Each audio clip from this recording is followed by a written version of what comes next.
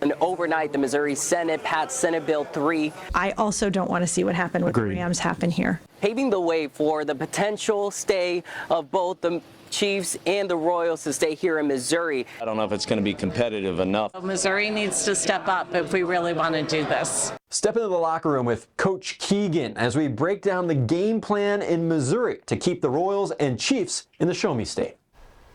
All right, Coach Keegan, where a lot of us were asleep when that game plan, including a 3 a.m. decision during a special session in Missouri, is a step further in its plan to keep the Kansas City Chiefs and Royals here in the state.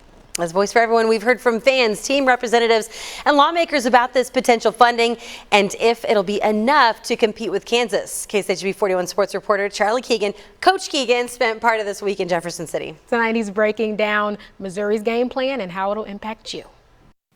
Welcome to the locker room. We're breaking down Missouri's game plan. The Senate basically wants the House to pass the proposal that it sent there early Thursday morning. This proposal means that instead of sales tax and income taxes generated at a stadium going to the state of Missouri, those sales taxes would just go right back to paying off parts of the loans for a construction project. I'm a Missouri girl. This admittedly biased Missouri girl would prefer the Chiefs and Royals stay in Missouri. I just went to Nurses Day at the K at the Kauffman Stadium.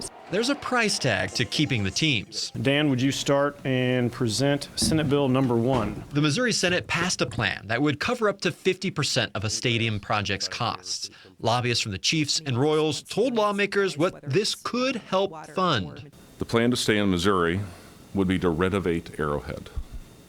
It is a plan that costs $1.15 billion. We're talking in $1 to $2 billion worth of construction, both within the stadium as well as the surrounding district. Missouri's proposal requires cities or counties to chip in too. That could mean sales tax money from outside the stadiums going toward the stadiums. But so far, no city or county has made a commitment. I wouldn't be opposed to it. I am not opposed to increasing taxes as long as it goes to things that, benefit the public. There's plenty of debate about how much benefit teams and their stadiums truly bring to their home state. Even biased fans admit it's hard to pinpoint how much they'd want to pay to keep the teams from moving to Kansas. Yeah, I don't think I could give a dollar amount. I don't even know. The Missouri House will now try to answer that question. Charlie Keegan, KSHB 41 News.